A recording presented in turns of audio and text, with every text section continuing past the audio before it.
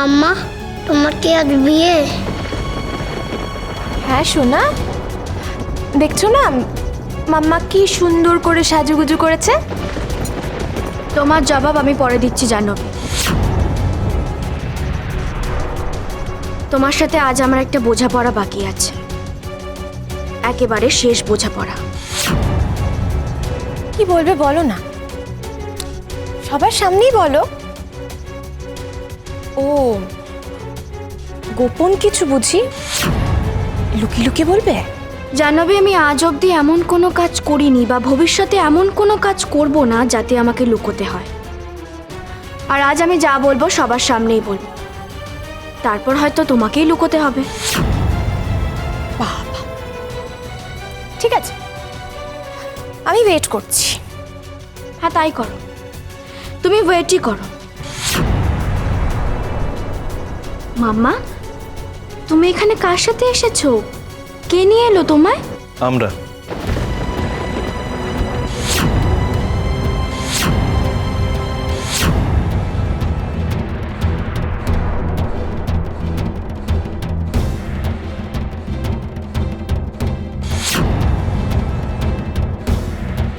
মা, মা তুমি এখানে? আমি জানি এভাবে না বলে হুট করে আপনাদের বাড়িতে চলে আসাটা মোটেই আমাদের উচিত হয়নি, কিন্তু কি করব বলুন, শীর্ষা এত বায়না ধরেছিল যে আর কোনো উপায়ও ছিল না। We are really very sorry, মানে আমরা জানতামই না আপনাদের এখানে এরকম একটা অনুষ্ঠান হচ্ছে। মামা চলো এসো। না পাপা, আমি মায়ের কাছে থাকবো, কোথাও যাবো না। তুমি এসো না, তুমি দরজার ওখানে দাঁড়িয়ে আছো কেন? মামা আজ তুমি ডিস্টার্ব করো না, তুমি চলে এসো, আমরা চলো একটা ফিল্ম দেখবো। এসো এসো এসো এসো।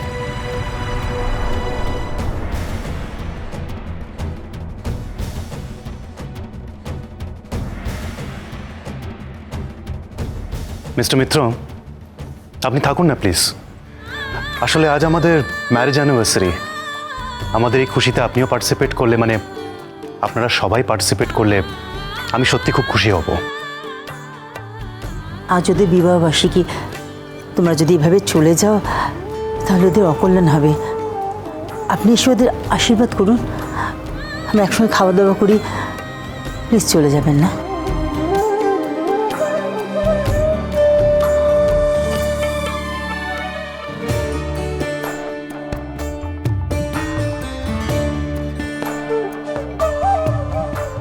আমাদের মেয়ে এখন আমাদের ছাড়াই সুখী।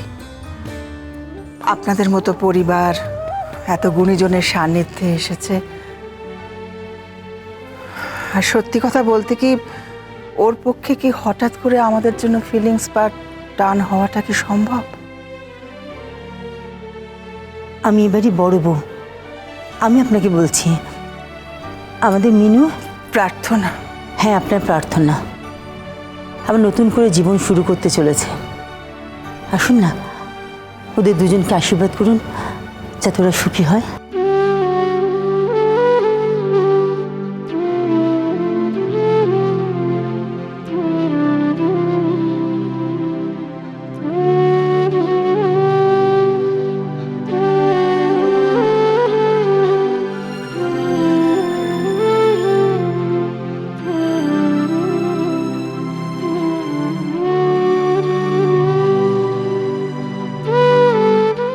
সুখী হ।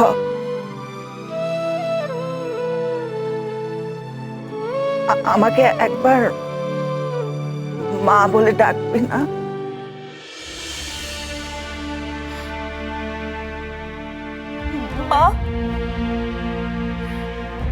মা, মা তুমি এতদিন কেন আসোনি?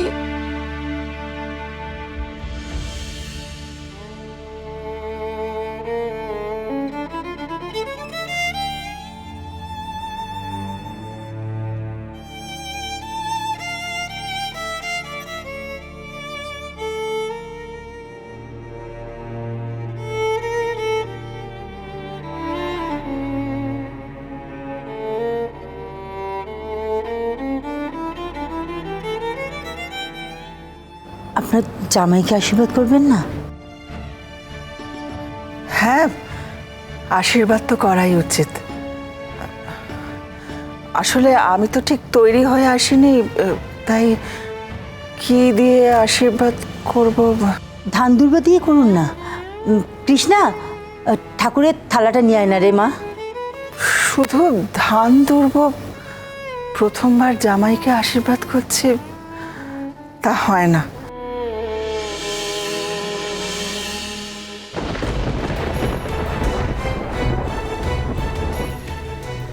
আপনি এটা দিয়ে আশীর্বাদ করুন।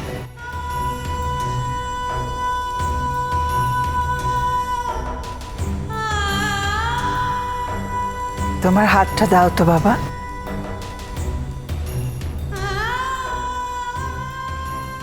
চিরজীবী হও।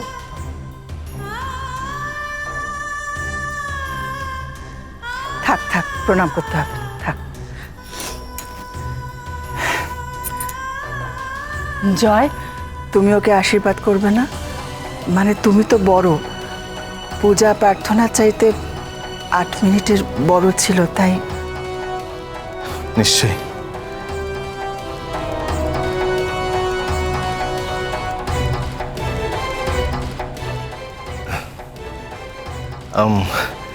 আসলে আমি তো ঠিক জানতাম না যে এখানে একটা অনুষ্ঠান হচ্ছে, তাই আমি ঠিক প্রিপেয়ার্ড নই, বাট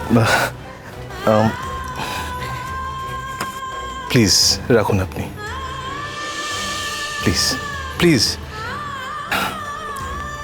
আর এটা প্লিজ আপনি রাখুন। মিস্টার মিত্র, প্লিজ প্লিজ না করবেন না।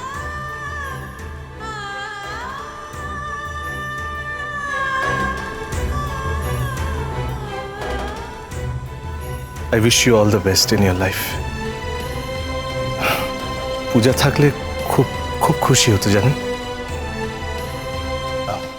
যা যা ঘটেছে, আমি যা যা বলেছি মনে রাখবেন না প্লিজ। হ্যাঁ আরে না। Please. আর আপনারা ভালো থাকবেন, আনন্দে থাকবেন। মাম্মা চলো। মাম্মা, তুমি বাড়ি যাবে না? না মাম্মা, কেন বাবা? তুমি তো মাম্মাকে সরি বললে। আর একটাও কথা না, চলো।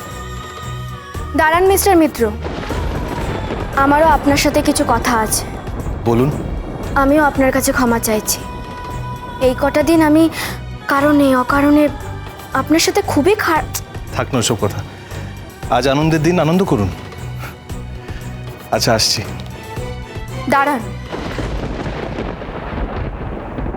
যাওয়ার আগে রিটার্ন গিফটটা নিয়ে যাবেন না? প্রার্থনা? কি বলছিস তুই?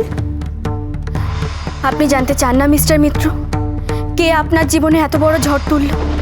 কার জন্য আপনার আর শীর্ষার জীবনটা এভাবে তছনছ হয়ে গেল? জানতে চান না আপনি? কে আপনার স্ত্রী আমার দিদিকে বিনা অপরাধে পৃথিবী থেকে সরিয়ে দিল?